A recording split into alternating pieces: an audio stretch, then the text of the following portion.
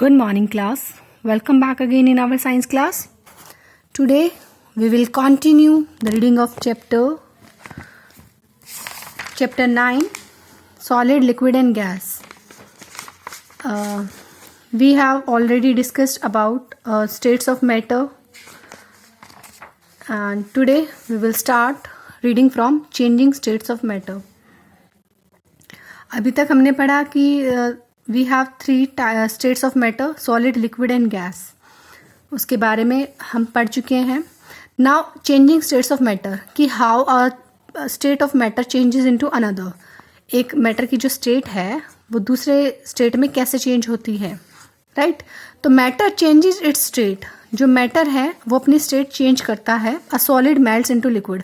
आपको पता है ना, जब हम सॉलिड को मेल्ट करते हैं, यानी कि सॉलिड पिघलने के बाद it converts into liquid.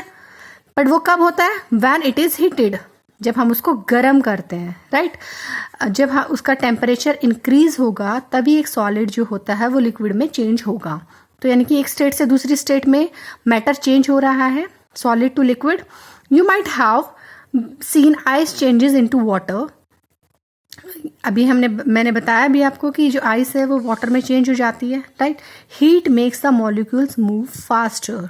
Heat से क्या होता है, जो मॉलिक्यूल्स टाइटली पैक्ड थे, सॉलिड में क्या होता है, molecules are tightly packed, but heating से जो मॉलिक्यूल्स हैं वो फास्टर मूव करते हैं और दूर दूर मूव करते हैं. दस जो सॉलिड है वो चेंज हो जाता है लिक्विड में. नाउ यू अंडरस्टैंड कि जो सॉलिड है वो कैसे लिक्विड में चेंज हुआ. हीट की वजह से जो मॉलिक्यूल्स है वो फास्ट मूव कर रहे हैं और अपार्ट मूव हो रहे हैं. तो liquid also changes it's state by heating और बाय फ्रीजिंग. तो लिक्विड है वो भी अपनी स्टेट चेंज करता है. वो अपनी स्टेट कैसे चेंज करेगा? या तो हीटिंग से या फ्रीजिंग से. जब हम हीट करेंगे तो लिक्विड क्या होता है? Liquid changes into gas. By heating liquid changes into gas. You can see this while boiling the water. आपने वाटर को बॉयल करेंगे तो वाटर क्या होता है, वो स्टीम में कन्वर्ट हो जाता है. जैसा कि आपको यहाँ दिख भी रहा है, वाटर को बॉयल कर रहे हैं तो it converts into water vapours. Okay, तो water changes into water vapour. This is called evaporation. तो इस प्रोसेस को हम इवापोरेशन बोलते हैं, जब हमारा वाटर चेंज हो रहा है वाटर वेपर में. और कब चेंज हो रहा है वो? ऑन हीटिंग, जब हमने उसको हीटअप किया, राइट? तो evaporation is the process in which water changes into water vapour on heating. Clear student? Now freezing.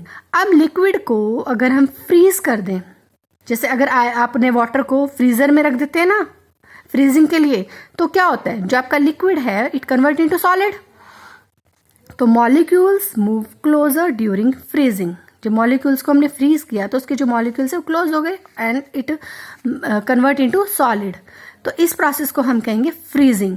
तो आपको यहाँ पे जो डायग्राम दिखाया है, ये जो पिक्चर दिखाई है, आइस को जब हमने मेल्ट किया, इट मीन्स इसको हमने जब हीटअप किया तो ये वाटर में कन्वर्ट हो गया. इस प्रोसेस को हम कहेंगे मेल्टिंग. ये एरो बता रहा है कि ice convert into water and this is called melting. और आइस को वाटर को अगर हम अगेन फ्रीज कर देंगे, इस प्रोसेस को हम कहेंगे freezing. When water undergoes freezing it convert into ice, right? ऐसे ही वाटर को जब हम बॉयल करते हैं, यानी कि हीटिंग किया, तो इस प्रोसेस को हमने कहा इवापोरेशन, जो वेपर में कन्वर्ट हो गया. ओके, और जब हमने इन वेपर्स को ना, जब हम कूल डाउन करते हैं, वेपर्स को जब हम कूल अप करेंगे तो वो अगेन ये वाटर वेपर्स वाटर में कन्वर्ट हो जाते हैं, right? Thus we see that one form of matter can be changed into another by heating or by cooling. यानी कि जो एक फॉर्म है मैटर की वो चेंज हो रही है दूसरी फॉर्म में, या either by heating or by cooling. या तो हम उसको हीट करके चेंज कर रहे हैं या उसको कूल करके चेंज कर रहे हैं. तो in other words states of matter are interchangeable, right? तो यानी कि states of matter and water is the liquid जो तीनों स्टेट्स में प्रेजेंट है. इसीलिए हम वाटर का एग्जाम्पल लेते हैं क्योंकि इसकी तीनों स्टेट हमें इजीली अवेलेबल है और हम इसको हम कर सकते हैं. एक्टिविटी को हम करके देख सकते हैं कि कैसे एक स्टेट से दूसरी स्टेट में हमारा मैटर चेंज हो रहा है. Mixing of 2 states of matter together also make new matter. जब हम 2 स्टेट्स ऑफ मैटर को मिक्स कर देते हैं तो हमारे पास एक नया मैटर बनता है, right? Some solids like sugar and salt are soluble in water. कुछ सॉलिड्स हैं जो वाटर में सॉल्युबल है. सॉल्युबल मीन्स वो डिजोल्व हो जाते हैं, मिक्स हो जाते हैं वाटर में, right. The solids that dissolve in water is called solute. और जो सॉलिड जिसको हम डिजोल्व करेंगे ना वाटर में, उसको हम कहते हैं सॉल्यूट. सॉल्यूट हमेशा हमारा लेसर क्वांटिटी में होता है. लेसर का मीन्स वो कम क्वांटिटी में है और वो डिजोल्व हो जाएगा वाटर में, तो उसको हम कहते हैं solute.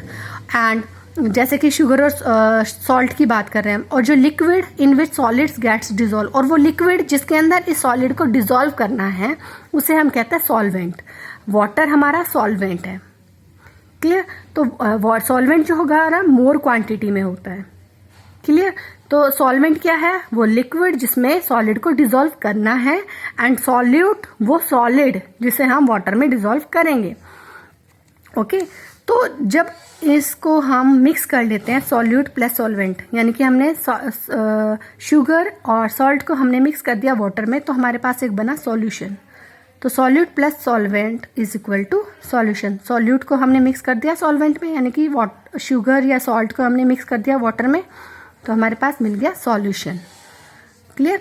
When we put sugar in water its molecule spread through the water. अब हमने क्या किया, एक ग्लास वाटर में शुगर ऐड किया. तो शुगर क्या करता है? आपको पता है वाटर हमारा लिक्विड है और लिक्विड के मॉलिक्यूल्स में थोड़ा स्पेस होता है. तो जो शुगर के जो मॉलिक्यूल्स हैं वो उसमें चारों तरफ स्प्रेड हो जाएंगे एंड वो ऑक्यूपाई कर लेते हैं वो स्पेस जो वाटर के अंदर प्रेजेंट था. यानी कि लिक्विड में मॉलिक्यूल्स के बीच में कुछ स्पेस होता है, शुगर उस स्पेस को ऑक्यूपाई करता है. राइट.